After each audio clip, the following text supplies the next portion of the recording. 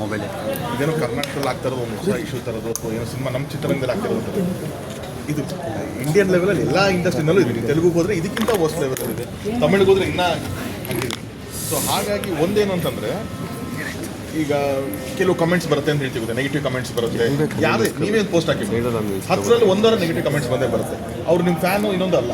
So ಹಾಗೆ ಕೆಲವರ ತುಂಬ ಮಿನಿಮಲಿಸ್ಟಿಕ್ ಜನರದ್ದು ಆ ಥರದ ಮೈಂಡ್ ಸೆಟ್ ಇದೆ. ಅವ್ರು ಖಂಡಿತವಾಗ್ಲೂ ಯಾರು ಫ್ಯಾನ್ಸು ಅಲ್ಲ.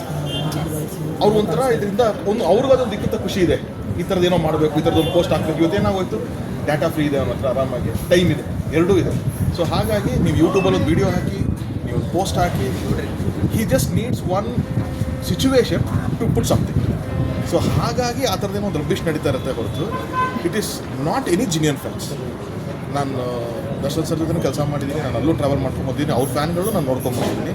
ಇಟ್ ಈಸ್ ನಾಟ್ ಲೈಕ್ ಸರಿನಾ. ಅವರು ಸಿನಿಮಾಗೆ ಸಪೋರ್ಟ್ ಮಾಡೋದು, ನಾನು ಇಂಟ್ರಾಕ್ಷನ್ ಮಾಡಿದ್ದೀನಿ ಸರ್. ನಾನು ಒಂದು ಫ್ಯಾನ್ಸ್ ಮೀಟ್ ಅಂತಲೇ ಮಾಡಿದ್ದೀನಿ. ನಾನು ಅವರೆಲ್ಲ ಹೆಂಗೆ ಇಂಟ್ರಾಕ್ಟ್ ಮಾಡ್ತಾರೆ ಅಂತ ನಾನು ನೋಡಿದ್ದೀನಿ. ಎಷ್ಟು ಚೆನ್ನಾಗಿ ಮಾತಾಡ್ತಾರೆ. ಅವ್ರಿಗೆ ಇಷ್ಟು ಪೂರ್ತಿ ಅವ್ರ ಕಾನ್ಸಂಟ್ರೇಷನು ಸಿನಿಮಾ ಹೆಂಗೆ ಚೆನ್ನಾಗಿ ಮಾಡಬೇಕು, ಪಬ್ಲಿಸಿಟಿ ಹೆಂಗೆ ಮಾಡಬೇಕು ಅನ್ನೋ ಥಾಟ್ ಪ್ರೊಸೆಸ್ಸಲ್ಲೇ ಇರ್ತಾರೆ. ಈ ಕಡೆ ನಾನು ಸುದೀಪ್ ಸರ್ ಜೊತೆ ನಾವು ಅವಾಗೆಲ್ಲ ಕೆಲಸ ಮಾಡಿದ್ದೀನಿ, ಒಡನಾಟ ಇಟ್ಕೊಂಡಿದ್ದೀನಿ, ನಾನು ಅಲ್ಲೂ ನೋಡಿದ್ದೀನಿ.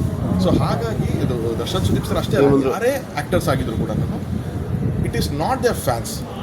ನಿಮ್ಗೆ ಆ ಥರದೊಂದು ಏನು ಹೇಳ್ತಾರೆ, ಫಾಕ್ಸ್ ಇನ್ ಶೀಪ್ಸ್ ಡ್ರೆಸ್ ಅಂತ ಹೇಳ್ತಾರಲ್ಲ, ಹಾಗೆ ಆ ಥರದ್ದು ಯಾರೋ ಮಾಡ್ತಿರ್ತಾರೆ. ಅದು ಓವರ್ ದಿ ಇದು ಜಾಸ್ತಿ ಆಗಿ ಕಾಂಟ್ರವರ್ಸಿಸ್. ಸರ್, ಈಗ ಪೈರಸಿ ವಿಚಾರಕ್ಕೆ ಬಂದಾಗ